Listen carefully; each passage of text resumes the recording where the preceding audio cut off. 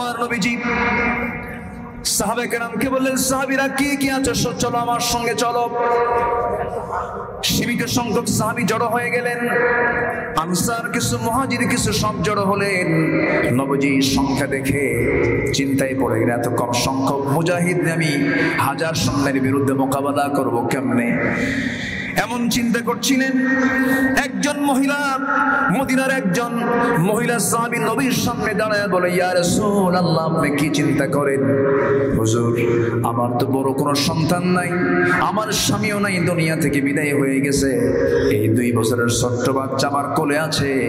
আমি একজন শহীদের মা হতে চাই। ইয়া রাসূলুল্লাহ, 2টা বছরের শিশুকে আমি আপনার হাতে দিয়ে গেলাম, এই সন্তানকে আপনি আপনার যুদ্ধের ঢাল বানায়া দিবে। আল্লাহু আকবার। আমার নবীজির কলিজা ভরে গেছে। ওইদিকে আমার নবীজি দেখতে পেলেন দূর থেকে ছোট্ট 2টা বাচ্চা হেঁটে হেঁটে আসে। হেঁটে হেঁটে এসে বলে, ইয়া রাসূলুল্লাহ, আপনি কি চিন্তা করেন? যুদ্ধের সংকট হয়েছে, মনে হয় মুজাহিদ নাই। চিন্তা করবেন না, আপনি যদি পারমিশন দিয়ে দিতেন আমরা দুজন মিলে আপনার সঙ্গে থেকে থেকে যুদ্ধ করতাম। নবীজি বললেন, না রে না, তোমরা যুদ্ধ করতে পারবে না, বয়স নাই, ফিটনেস নাই, তোমাদেরকে আমি পারমিশন দিতে পারবো না। ছোট্ট 2টা বাচ্চার মধ্যে বড় ছেলে, বড় ভাইটা বলতেছে, ইয়া রাসূলুল্লাহ, আমি ওর চাইতে একটু লম্বা, আমাকে পারমিশন দেওয়া যায় না। ছোটজন বলে, হুজুর, আপনি যদি আমার বড় ভাইকে অনুমতি দেন, আমাকে অনুমতি দিতে হবে, কারণ সে লম্বাই বড় হতে পারে কিন্তু গায়ের শক্তি আমার বেশি। আমার নবীজি খুব খুশি হয়ে গেলেন। এবার ছোটজন বলে, হুজুর, তাই যদি দেখতে চান দুজনকে মারামারি লাগায় দেন। এই কথা বলেই দুজন মারামারি লেগে গেছে। বড়জন ছোটজনকে নিচে ফেলে দিয়েছে। ছোটজন নিচ থেকে বলতেছে, ভাই রে, ও ভাই, তুই আমার বয়সে বড়, তুই তো আমার সঙ্গে লড়াই করে জিতেই যাবে, এটাই স্বাভাবিক, কিন্তু তোর মধ্যে কি মায়া দয়া নাই? একসঙ্গে খাই ঘুমাই, আজকে তুই আমার একা থেকে রেখে যুদ্ধের ময়দানে যাবি, এটা কেমন কথা রে? তোর গায়ের শক্তি একটু কমায় দে। এই কথা বলো মাত্র বড় ভাই গায়ের শক্তি কমায় দিয়েছে। ছোটজন বড় ভাইয়ের বুকের উপরে উঠে মুস্কি মুস্কি হাসি মেরে বলছে, হুজুর, এই যে হারায় দিলাম, রাসূল টের পেয়ে গেছে। আমার নবীজি ছোট্ট 2টা বাচ্চাকে বুকের মধ্যে আলিঙ্গন করে নিয়ে আকাশের দিকে তাকায় বলছে, আরশের মালিক আল্লাহ, আমার সাহাবীদের অস্ত্র নাই, আমার সাহাবীদের গায়ের জোর নাই, আমার সাহাবীরা রোজা রেখে ক্লান্ত হয়ে গেছে, আল্লাহ তুমি সাহায্য করো। আল্লাহু আকবার। জিহাদের ময়দানে ঝাঁপিয়ে পড়লেন 313 জন সাহাবী দিয়া। তাহলে এরা, এই সমস্ত মা বোনরা নিরাপদে বাড়িতে যাক, এদিকেও খেয়াল করার দরকার মনে হয় নাই? আছে না নাই? আচ্ছা, সব দিকে আমরা খেয়াল করব, ফজরের নামাজের দিকটাও খেয়াল করব। আমি উঠেছি এখানে জাস্ট 10টার একটু পরেই, 10টা 5-6 দিকে আমি উঠেছি। সম্মানিত ভাইয়েরা, আমি কাঙ্ক্ষিত সময়ে, আপনার অসুবিধা হোক এমন টাইম আমি নেব না, আমি সময় মতোই শেষ করব। কিন্তু আপনি যদি আমার আগে উঠে যান তাহলে তো এটা আদবের খেলাফ হয়ে যাচ্ছে, শৃঙ্খলা ভঙ্গ হয়ে যাচ্ছে। বসেন, একটা পয়েন্ট আমি শেষ করে ফেলি, একটু বসেন প্লিজ, একটু বসেন। সম্মানিত ভাইয়েরা, বদর নামক প্রান্তরে প্রথমে আসলো হলো কুরাইশরা। রাসূলকে আগে গেছেন? আগে কিন্তু যাননি। কুরাইশরা যখন এসে বদরে তাদের শিকড় যখন গেড়ে বসলো, তারা যখন এসে সব হাজির হলো, একত্রিত হলো, নবীর কানে সংবাদ চলে গেল।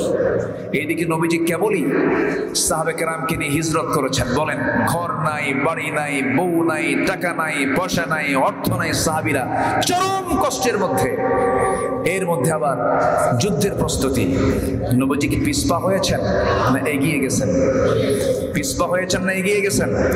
এগিয়ে গেছেন।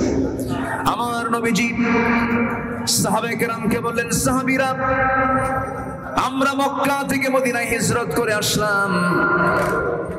আমরা হিজরত করে আসার সঙ্গে সঙ্গে তোমরা সবাই জেনে রাখো, ওই কুরাইশ আমাদেরকে নাস্তানাবুদ করার জন্য, একদম আমাদের অস্তিত্বকে বিলীন করে দেওয়ার জন্য, নিঃশেষ করে দেওয়ার জন্য তারা বদর নামক প্রান্তর পর্যন্ত হাজির হয়েছে। তোমরা কি করবে বলো?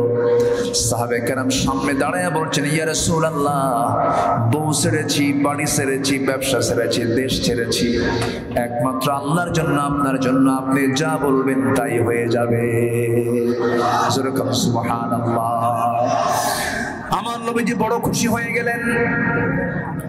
রমজান মাসের রোজা সেই সময় প্রথমবার ফরজ হয়েছে দ্বিতীয় হিজরিতে। সাহাবায়ে কেরাম জীবনের প্রথম রোজা তারা রেখেছেন, 17টা রোজা তারা সম্পূর্ণ করেছেন। 17 রোজা শেষ হয়ে গেছে, 16 রোজা শেষ হয়ে গেছে। 17তম রমজানের দিন রাসূল বললেন, সাহাবীরা আজকের দিনে রোজা তোমরা ভেঙে ফেলে দাও, কারণ আজকে জিহাদের প্রস্তুতি নিতে হবে। সাহাবায়ে কেরাম বলেন, হুজুর রোজা রাখাও যেমন ফরজ, জিহাদও তেমন ফরজ। রাসূল বললেন, শোনো, রোজা রাখার সুযোগ আমরা পরে পাবো, ফাইদাতুম মিন আইয়ামিন উখার, কিন্তু জিহাদে যদি আজকে আমরা লড়ে যদি আজকে হেরে যাই, আমরা তো ইসলামকে বিজয়ী অবস্থায় দেখতে পাবো না। অতএব রোজা পরে রাখা হবে, রোজা তোমরা ভেঙে ফেলে দাও, জিহাদের ময়দানে চলো। আমার বন্ধুগণ, যে জিহাদের যে ইবাদতের কাজ করতে গিয়ে একটা ফরজ রোজাকে ভাঙ্গার প্রয়োজন হয়ে যায়, সেই জিহাদের গুরুত্ব ইসলামে আছে না নাই? আসতে বলবেন না, আছে না নাই? একজন মুনাফিক নামাজ পড়তে পারে, রোজা রাখতে পারে, হজ করতে পারে, যাকাত দিতে পারে, কিন্তু মুনাফিক কখনো জান দেওয়ার জন্য জিহাদে যেতে পারে না। যত রক্ত লাগে দেব, প্রয়োজনে লোক পাঠাবো, মাগার আমি যাব না। আছে না এরকম? আসতে বলবেন না, আছে না নাই? আচ্ছা, আমার নবীজি সাহাবায়ে কেরামকে বললেন, সাহাবীরা কি কি আছো, চলো আমার সঙ্গে চলো। সীমিত সংখ্যক সাহাবী জড়ো হয়ে গেলেন। আনসার কিছু, মুহাজির কিছু, সব জড়ো হলেন। নবীজি সংখ্যা দেখে চিন্তায় পড়ে গেলেন, এত কম সংখ্যক মুজাহিদ আমি 1000 সৈন্যের বিরুদ্ধে মোকাবেলা করব কেমনে? এমন চিন্তা করছিলেন। একজন মহিলা, মদিনার একজন মহিলা সাহাবী নবীর সামনে দাঁড়ায় বলে, ইয়া রাসূলুল্লাহ, আপনি কি চিন্তা করেন? হুজুর, আমার তো বড় কোনো সন্তান নাই, আমার স্বামীও নাই, দুনিয়া থেকে বিদায় হয়ে গেছে। এই 2 বছরের ছোট্ট বাচ্চা আমার কোলে আছে, আমি একজন শহীদের মা হতে চাই। ইয়া রাসূলুল্লাহ, 2টা বছরের শিশুকে আমি আপনার হাতে দিয়ে গেলাম, এই সন্তানকে আপনি আপনার যুদ্ধের ঢাল বানায় দিবে। আল্লাহু আকবার। আমার নবীজির কলিজা ভরে গেছে। ওইদিকে আমার নবীজি দেখতে পেলেন দূর থেকে ছোট্ট 2টা বাচ্চা হেঁটে হেঁটে আসে। হেঁটে হেঁটে এসে বলে, ইয়া রাসূলুল্লাহ, আপনি কি চিন্তা করেন? যুদ্ধের সংকট হয়েছে, মনে হয় মুজাহিদ নাই। চিন্তা করবেন না, আপনি যদি পারমিশন দিয়ে দিতেন, আমরা দুজন মিলে আপনার সঙ্গে থেকে থেকে যুদ্ধ করতাম। নবীজি বললেন, না রে না, তোমরা যুদ্ধ করতে পারবে না, বয়স নাই, ফিটনেস নাই, তোমাদেরকে আমি পারমিশন দিতে পারবো না। ছোট্ট 2টা বাচ্চার মধ্যে বড় ছেলে, বড় ভাইটা বলতেছে, ইয়া রাসূলুল্লাহ, আমি ওর চাইতে একটু লম্বা, আমাকে পারমিশন দেওয়া যায় না? ছোটজন বলে, হুজুর, আপনি যদি আমার বড় ভাইকে অনুমতি দেন, আমাকে অনুমতি দিতে হবে, কারণ সে লম্বাই বড় হতে পারে, কিন্তু গায়ের শক্তি আমার বেশি। আমার নবীজি খুব খুশি হয়ে গেলেন। এবার ছোটজন বলে, হুজুর, তাই যদি দেখতে চান, দুজনকে মারামারি লাগায় দেন। এই কথা বলেই দুজন মারামারি লেগে গেছে। বড়জন ছোটজনকে নিচে ফেলে দিয়েছে। ছোটজন নিচ থেকে বলতেছে, ভাই রে, ও ভাই, তুই আমার বয়সে বড়, তুই তো আমার সঙ্গে লড়াই করে জিতেই যাবে, এটাই স্বাভাবিক, কিন্তু তোর মধ্যে কি মায়া দয়া নাই? একসঙ্গে খাই ঘুমাই, আজকে তুই আমার একা থেকে রেখে যুদ্ধের ময়দানে যাবি, এটা কেমন কথা রে? তোর গায়ের শক্তি একটু কমায় দে। এই কথা বলো মাত্র বড় ভাই গায়ের শক্তি কমায় দিয়েছে। ছোটজন বড় ভাইয়ের বুকের উপরে উঠে মুস্কি মুস্কি হাসি মেরে বলছে, হুজুর, এই যে হারায় দিলাম, রাসূল টের পেয়ে গেছে। আমার নবীজি ছোট্ট 2টা বাচ্চাকে বুকের মধ্যে আলিঙ্গন করে নিয়ে আকাশের দিকে তাকায় বলছে, আরশের মালিক আল্লাহ, আমার সাহাবীদের অস্ত্র নাই, আমার সাহাবীদের গায়ের জোর নাই, আমার সাহাবীরা রোজা রেখে ক্লান্ত হয়ে গেছে, আল্লাহ তুমি সাহায্য করো। আল্লাহু আকবার। জিহাদের ময়দানে ঝাঁপিয়ে পড়লেন 313 জন সাহাবী নিয়া। সবাই ওরা ঘোড়ার পিঠে করে চলে আসছে। আমার নবীজির ঘোড়াও নাই। যুদ্ধের ময়দানে তিনি দাঁড়ায় গেছেন। যুদ্ধ যখন শুরু হয়ে গেছে, আমার নবীজি যে পাশে দাঁড়ানো ছিলেন সেই জায়গাটা হলো বালুর জায়গা। কিসের জায়গা বলেন? বালুর জায়গা। নিজের চোখে দেখে আসছি আমি। সেখানে শুহাদায়ে বদর 13 জন সাহাবীর লাশ একসঙ্গে রাসূল সমাহিত করেছেন। একজন একজন ক্ষতবিক্ষত হয়েছিলেন, রক্তাক্ত হয়েছিলেন, কিন্তু মারা যান নাই। ওই আহত রক্তাক্ত সাহাবীকে রাসূল বদর থেকে মদিনার দিকে নিয়ে আসতেছিলেন। প্রতিমধ্যে রাস্তায় রাসূলকে জানানো হলো, হুজুর ওই সাহাবীটাও শাহাদাত বরণ করেছে। রাসূল বললেন, দেরি করো না, ওই যদি পাহাড় দেখা যায়, পাহাড়ের চিপায় আমার সাহাবীকে সমাহিত করে দাও, সে জান্নাতের মেহমান। যেরকম সুবহানাল্লাহ। আমার নবীজি যুদ্ধ পরিচালনা শুরু করলেন। যুদ্ধের এক পর্যায়ে দেখা গেল মুসলমানদের বিজয় এসেছি। রাসূল সেদিন বলেছিলেন, ও আমার সাহাবীরা, এমন যুদ্ধে আমরা যাচ্ছি, সেই যুদ্ধে কেউ দেখবে কারো ভাইকে, কেউ দেখবে তার বাপকে, কেউ দেখবে তার ছেলেকে, কেউ দেখবে তার জামাইকে, কেউ দেখবে তার চাচাকে। এমন যুদ্ধে তোমার সবাই অংশগ্রহণ করতে পারবে নাকি? সাহাবায়ে কেরাম বললেন, ইয়া রাসূলুল্লাহ, আমরা কাউকে দেখবো না, আমরা দেখবো সবাইকে নবীর শত্রু মনে করে। যেরকম সুবহানাল্লাহ। উবাইদ ইবনুল জাররাহ রাদিয়াল্লাহু তাআলা আনহু নিজের বাপকে দেখলেন, চোখে পানি চলে আসলো। আব্বাকে মারবো না, তরবারি গুটায় নিলেন। আবার তরবারি তিনি নাঙ্গা তরবারি আবার তিনি মুক্ত করে বাপকে বাপ না মনে করে শিরকের প্রতীক মনে করে বাবার গর্দান বরাবর হাঁকায় দিলেন। মস্তক ছিটকে পড়ে গেল। সন্তান বাপকে দুনিয়া থেকে যখন বিদায় করে দিয়েছে, মুসলমানদের বিজয় নিশ্চিত হয়ে গেছে। ওবায়দার চোখে পানি। রাসূল বলছেন, ওবায়দার চোখে পানি কেন? কি হয়েছে ওবায়দার?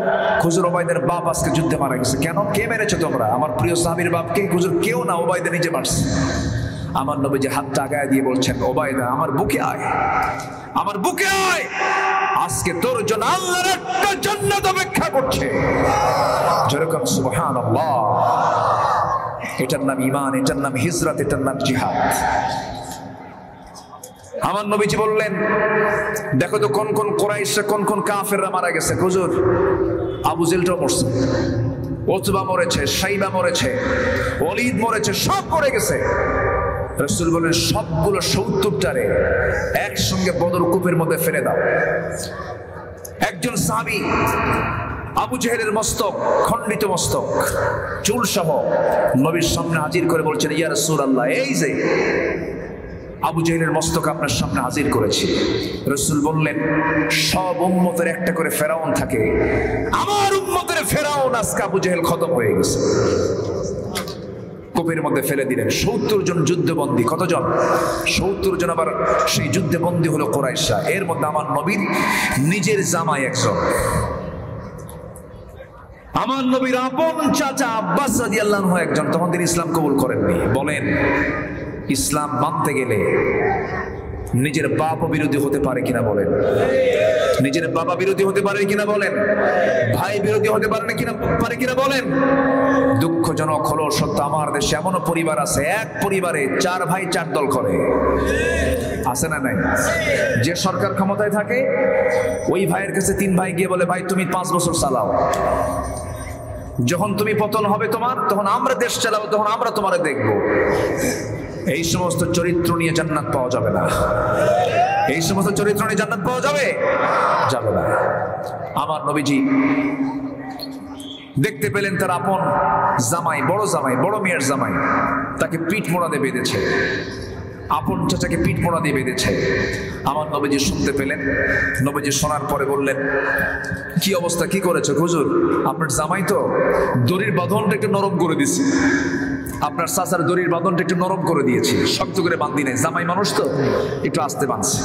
খাবার দিয়েছি তাদেরকে, ওই ছাগলের গোশত আর রুটি দিয়েছি, আর বাকি সবাইকে খেজুর দিয়েছি। রাসূল বললেন, না, এটা যুদ্ধের নীতি নয়, সবার জন্য সমান পদ্ধতি অবলম্বন করা উচিত ছিল।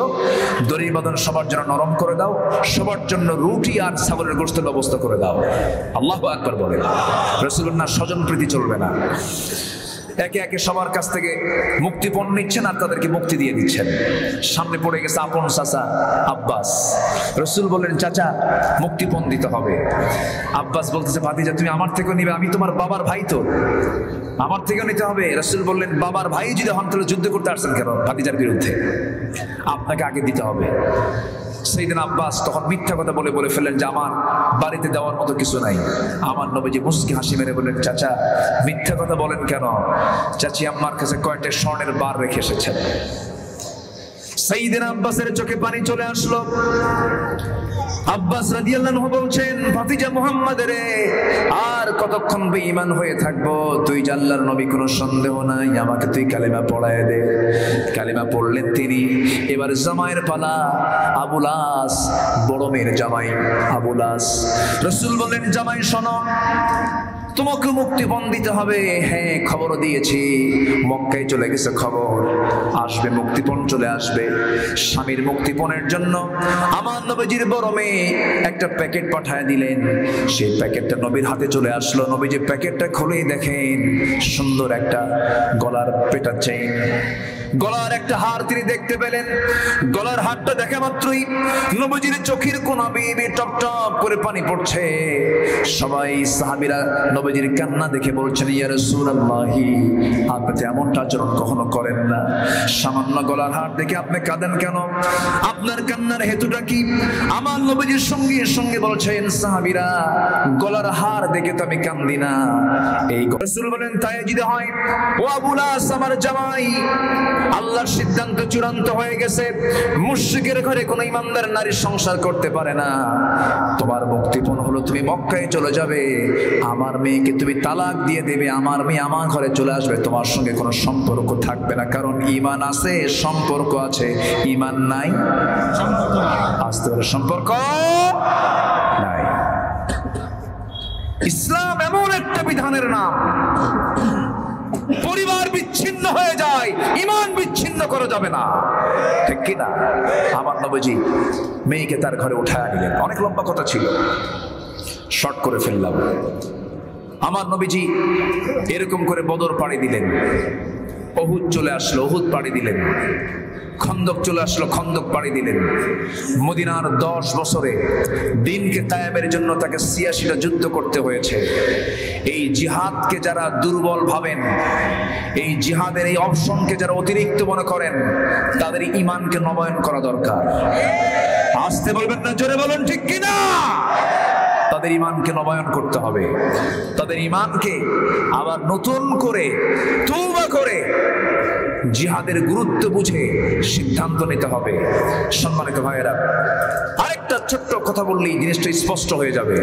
আমার নবীজি জীবনে যত যুদ্ধে অংশগ্রহণ করেছেন, সবচেয়ে বড় অভিযানটা ছিল হলো তাবুক অভিযান। কি অভিযান বলেন তো? তাবুক অভিযান। ৩০,০০০ সাহাবী নিয়ে রাসূল সেই যুদ্ধে অংশগ্রহণ করেন। কত হাজার? ৩০,০০০ সাহাবী।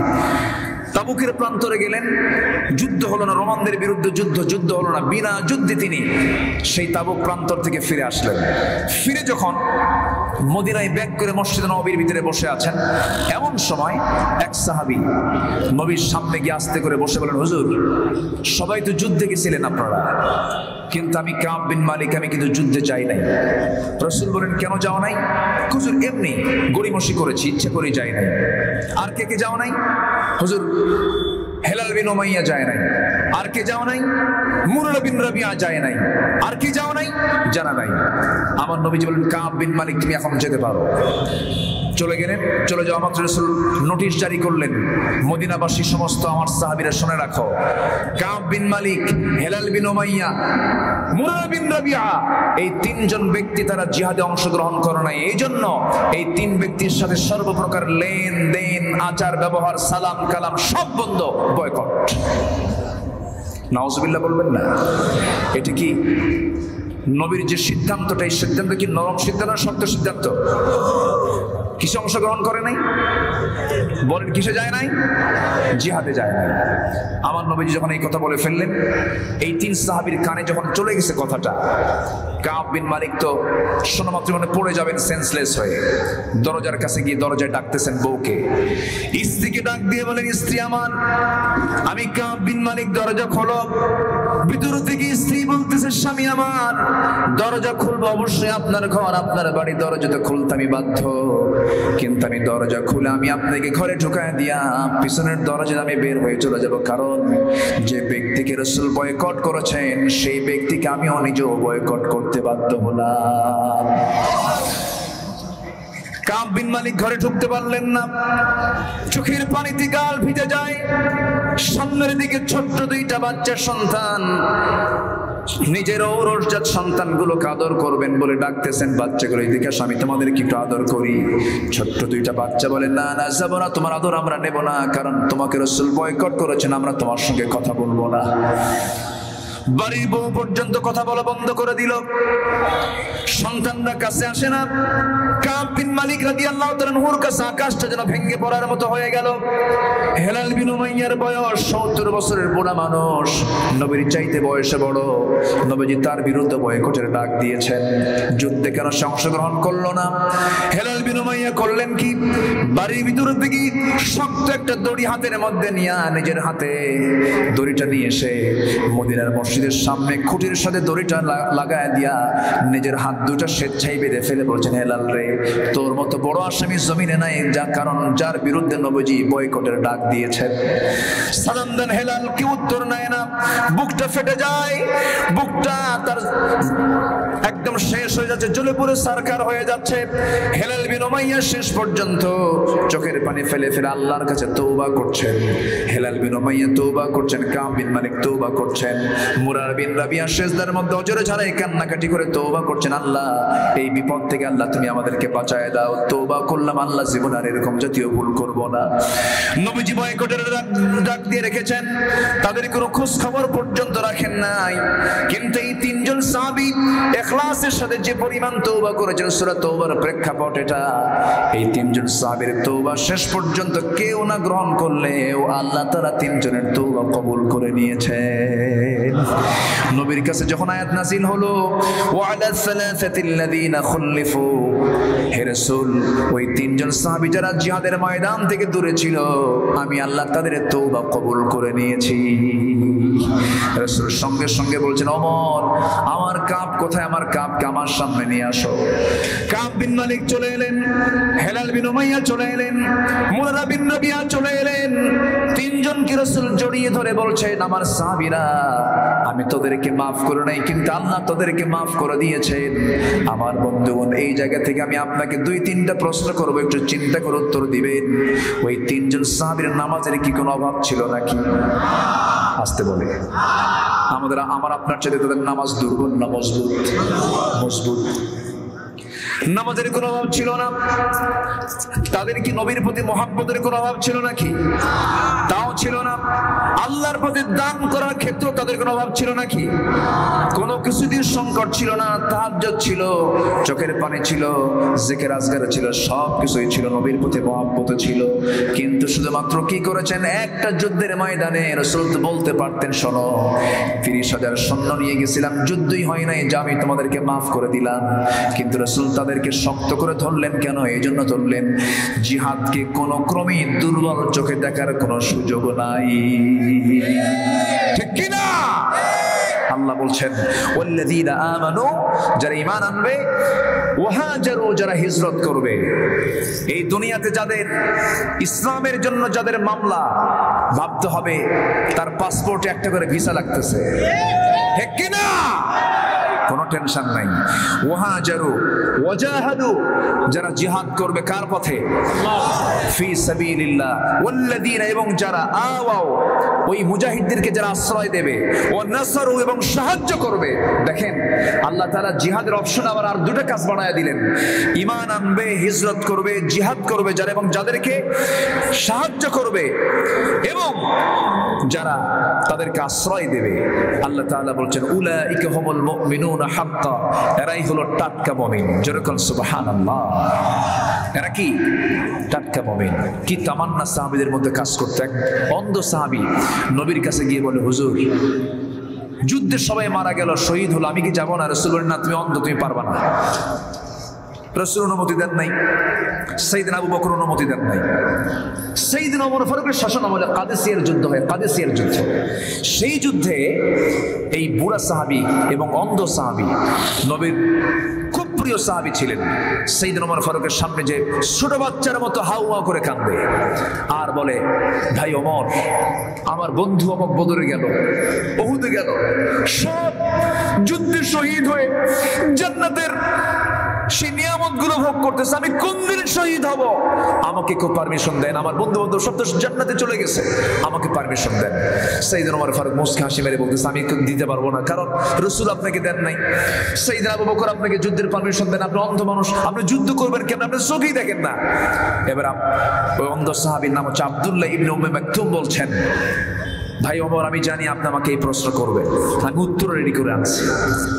কি উত্তর রেডি করে আনছেন বলেন? আব্দুল্লাহ ইবনে উম্মে মাকতুম বলছেন, উত্তরটা হলো, যুদ্ধের ময়দানে গিয়ে সবাই তো যুদ্ধ করে না, কেউ ওই যোদ্ধাদের, আহত যোদ্ধাদের সেবা করে, কেউ খাবারের আয়োজন করে, কেউ তাবু পাহারা দেয়, কেউ কালিমার ঝান্ডার সামনে হাতে নিয়ে দাঁড়ায় থাকে। আমি অন্ধ মানুষ, আমি তরবারি চালাতে পারবো না, আমি এটা জানি, কিন্তু অন্তত ওই কালিমার ঝান্ডা ধরার জন্য একজন ব্যক্তি তো সিলেকশন দিতে হবে। সেই ব্যক্তি অন্য কাউকে সিলেকশন না দিয়ে আপনি ওমর আমাকে সেই কালেমার ঝান্ডা ধরার সিলেকশন দিয়ে দেন। আমি কালেমার ঝান্ডা হাতে নিয়ে অন্ধ মানুষ সামনে আমি এক পায়ে দাঁড়িয়ে থাকবো, নড়াচড়া করব না। কাফের মুশরিকরা আমার দিকে তাকায়া তীর লক্ষ্য করে আমার বুকে মেরে দেবে, বুক দিয়ে ঢুকে পিঠ দিয়ে তেল বের হয়ে যাবে, রক্তাক্ত অবস্থা আমি শহীদ হয়ে আল্লাহর জান্নাতে চলে যাব। ইতিহাস সাক্ষী তিনি সেই যুদ্ধে অংশগ্রহণ করলেন এবং শহীদের মর্যাদা নিয়ে দুনিয়া থেকে বিদায় নিলেন। জোরে কোন সুবহানাল্লাহ। জিহাদের গুরুত্ব আছে না নাই? আছে। এই চারটা কাজ আমরা করব। আল্লাহ তাআলা বলছেন, আল্লাহ তোমরা যদি এই কাজগুলো করতে পারো তাহলেই আল্লাহ তাআলা বলছেন লাহুম মাগফিরাহ, তার জন্য আছে সাধারণ ক্ষমা, ওয়া রিজকুন কারীম, এবং সম্মানজনক রিজিক। আল্লাহ তাআলা সবাইকে এই আয়াতের অনুকূলে জীবন গড়ার তৌফিক দান করুন। 5 ওয়াক্ত নামাজ আমরা কেউ ছাড়বো না। কারা কারা হাত তুলে দেখেন তো দেখি। 5 ওয়াক্ত নামাজ, জোরে বলি ইয়া আল্লাহ, আরো জোরে ইয়া আল্লাহ। আমাদেরকে 5 ওয়াক্ত সালাত আদায় করার তৌফিক তুমি আল্লাহ দিয়া দাও। জোরে বলি আমিন, আরো জোরে আমিন। আমরা সবাই নামাজের সুরতে বসি, নামাজের মতো করে বসে যাই। অনেক মা বোন আসছেন, আল্লাহ তুমি মা বোনদের যাওয়াকে নিরাপদ করে দাও। জোরে বলি আল্লাহুম্মা আমিন। সবাই বলি সুবহানাকাল্লাহুম্মা ওয়া বিহামদিকা আশহাদু আল্লা ইলাহা ইল্লা আনতা আস্তাগফিরুকা ওয়া আতুবু ইলাইকা। চিৎকার মেরে বলি ইয়া আল্লাহ, আমার জীবনের সাগীরা কবীরা, ছোট বড় সব গুনাহ তুমি আল্লাহ মাফ করে দাও। জোরে বলুন ইয়া রাব্বাল আলামিন, ইয়া রাব্বাল আলামিন। যে যেখানে আছেন সবাই বসি। অনেক বড় মাহফিল, আল্লাহ যেন নিরাপদে সবাইকে বাড়িতে যাওয়ার তৌফিক দান করেন। জোরে বলি আল্লাহুম্মা আমিন। আমার আসিম ভাই কোথায়? দোয়া জি, হ্যাঁ অনেক জি জি। আমার জাহাঙ্গীর ভাই তিনি হজের নিয়ত করেছেন, দোয়া চেয়েছেন। আল্লাহ তুমি আমার জাহাঙ্গীর ভাইয়ের হজকে তুমি আল্লাহ হাজ্জে মাবরুর হিসেবে কবুল করো। জোরে বলি আমিন। এরপর আমার আসিম ভাই দোয়া চেয়েছেন, অনেকেই দোয়া চেয়েছেন, আমরা সবার জন্য দোয়া করি। আল্লাহুম্মা আমিন। ربنا ظلمنا أنفسنا وإن لم تغفر لنا وترحمنا لنكونن من الخاسرين ربنا لا تزغ قلوبنا بعد إذ هديتنا وهب لنا من لدنك رحمة إنك أنت الوهاب। গভীর রাত, নিঝুম রাত, জীবন রাত্রিতে হাজারো মুসলমান নরনারী নিয়ে তোমার কালাম থেকে কিছু কথা বলেছি। গুনার বোঝা মাথায় নিয়ে কাঙ্গাল ফিকিরের মতো দুটো হাত পেতে আছি। আল্লাহ গুনার দিকে তাকাইও না, বান্দা মনে করে তামাম জীবনের সমস্ত গুনাহগুলোকে মাফ করে দাও। জনম দুঃখিনী মা যার বিদায় নিয়েছেন, জিন্দেগির গুনাহগুলো মাফ করে দাও, কবরগুলোকে জান্নাতের টুকরা বানায়া দাও।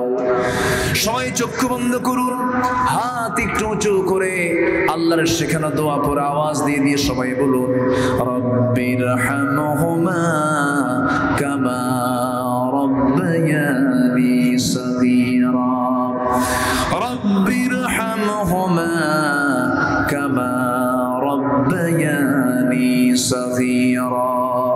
আল্লাহ এমন ভাই আমার আমার সঙ্গে হাত তুলতে পারেন যিনি নিজের হাতে নিজের মাকে দাফন করেছেন, নিজের বাবার লাশ নিজের পিঠে বহন করে কবর পর্যন্ত নিয়ে চলে গেছেন? আল্লাহ, সে আব্বা আম্মার জন্য দোয়া করি, কবরগুলোকে তুমি আল্লাহ জান্নাতের টুকরা বানায়া দাও। ও আল্লাহ, বিশেষ করে এই মাহফিলের আয়োজন যারা করলেন, শোনার জন্য দূর দূরান্ত থেকে যারা আসলেন, বিনিময়ে কিয়ামতের কঠিন ময়দান যেদিন কেউ কাউকে চিনবে না, এমনকি মা সন্তানকে পর্যন্ত স্বীকার করে বসবে, যেদিন মানুষ কাঁদতে কাঁদতে চোখের পানিগুলো পড়ে যাবে, চোখ থেকে রক্ত বের হওয়া শুরু হয়ে যাবে, সেই কঠিন মুসিবতের দিন এ মাহফিল সবার জন্য নাজাতের মাধ্যম তুমি আল্লাহ বানাইয়া দিও। ও আল্লাহ, এই গ্রামকে তুমি আল্লাহ বেনামাজি মুক্ত একটা গ্রাম হিসেবে তুমি আল্লাহ কবুল আর মঞ্জুর করে নাও। আমার আসিম ভাইকে কবুল করো, সবার নাম তো আমার জানা নাই, যার যার চাওয়া তুমি আল্লাহ দয়া করে পাওয়া করে দিও। তোমার বান্দাগুলোকে নিয়ে যেমন আজকে একসঙ্গে দুটো হাত তুলে দোয়া করলাম, আল্লাহ মেহেরবানি করে সেই কঠিন মুসিবতের দিন যেদিন কোনো ছায়া থাকবে না তোমার আরশের ছায়া ছাড়া, সে আরশের ছায়ার নিচে তুমি আল্লাহ আমাদের সবাইকে একসঙ্গে জায়গা করে দিও। আল্লাহ, আয় আল্লাহ, তারা দুনিয়া থেকে কোন দিন বিদায় নেব জানি না, ডান হাতে আমল নামা না আসা পর্যন্ত মরণ দিও না। আল্লাহ, আল্লাহ তোমার কাছে ফরিয়াদ করি, আমাদের পাখিটা খাঁচা মুক্ত হয়ে দুনিয়া থেকে বিদায় নিয়েছেন। আয় আল্লাহ তাআলা মেহেরবানি করে কোরআনের পাখির কবরটাকে জান্নাতের টুকরা বানায়া দাও। আয় আল্লাহ তাআলা, দুনিয়া থেকে আমিও যাব, সবাই চলে যাব রে, কেউ তো বাঁচার জন্য আসি নাই। মেহেরবানি করে মরতে যখন হবে তুমি আল্লাহ শহীদি মওত কপালে জুটাইয়া দিও। কোন দিন মরবো জানি না রে, যেদিন মরবো টান মেরে ঘর থেকে বের করে দেবে, জীবনের শেষ গোসল হয়ে যাবে রে, স্বামী স্ত্রীর সম্পর্ক ছিন্ন হয়ে যাবে রে, মরে যাব, সবাই আমাকে টেনে ছেড়ে ঘর থেকে বের করে দিয়া কবরে রেখে আসবে, কবরে রেখে আসবে, 24 ঘন্টা যাবে না মাথার চুলগুলো খসে খসে পড়বে, 3 দিন যাবে না চামড়াগুলো গলে গলে পোকার পেটের খাবার হয়ে যাবে, মাত্র 7 দিন পেটের নাড়ি ভুড়ি সব চোখ মুখ কান নাক দিয়ে বের হওয়া শুরু হয়ে যাবে, মাত্র 3টা মাসের ব্যবধান, কবর খনন করে দেখা যাবে কয়েকটা হাড় ছাড়া আর কিচ্ছু নাই রে। সে অন্তিম সময় একদিন চলে আসবে আল্লাহ, দিন শেষে কোনো বন্ধু আমার নাই, তুমি আমার একমাত্র বন্ধু রে আল্লাহ। সে অন্তিম মুহূর্ত যখন চলে আসবে, জবানে জারি করে দিও লা ইলাহা ইল্লাল্লাহু মুহাম্মাদুর রাসূলুল্লাহ। আসসালামু আলাইকুম ওয়া রাহমাতুল্লাহি ওয়া বারাকাতুহু।